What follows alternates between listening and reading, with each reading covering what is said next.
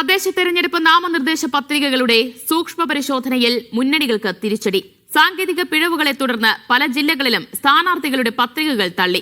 കണ്ണൂരിലും കാസർഗോഡും ചില വാർഡുകളിൽ സ്ഥാനാർത്ഥികൾ എതിരില്ലാതെ തെരഞ്ഞെടുക്കപ്പെട്ടു. പത്രിക തള്ളണമെന്നാവശ്യപ്പെട്ട് മലപ്പുറം കുറ്റിപ്പുറത്ത് സംഘർഷാവസ്ഥയുണ്ടായി. പത്രികകളുടെ സൂക്ഷ്മ പരിശോധന പൂർത്തിയായപ്പോൾ പലയിടത്തും മുന്നണികൾക്ക് അടിപതറി. കണ്ണപുരം, മലപ്പട്ടം പഞ്ചായത്തുകളിൽ UDF സ്ഥാനാർത്ഥികളുടെ പത്രിക തള്ളിയതോടെ നേരത്തെ തന്നെ മേൽക്കൈയുണ്ടായിരുന്ന ഇടങ്ങളിൽ LDF സ്ഥാനാർത്ഥികൾ എതിരില്ലാതെ തെരഞ്ഞെടുക്കപ്പെട്ടു. കണ്ണപുരത്ത് മാത്രം 4 വാർഡുകളിലാണ് LDF എതിരില്ലാതെ ജയിച്ചത്. ഇവിടെ UDF സ്ഥാനാർത്ഥി ഷെറി ഫ്രാൻസിസ് പത്രിക പിൻവലിക്കുകയും ചെയ്തു.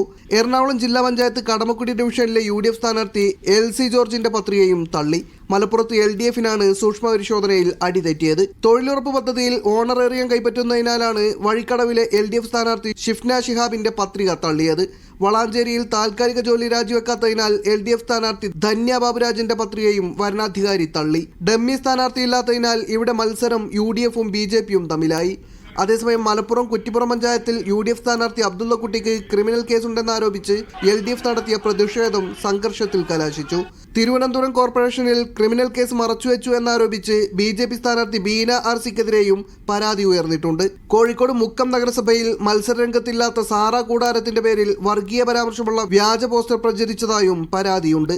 വിവിധ ബ്യൂറോകൾക്കൊപ്പം മീഡിയ 1 കോഴിക്കോട്.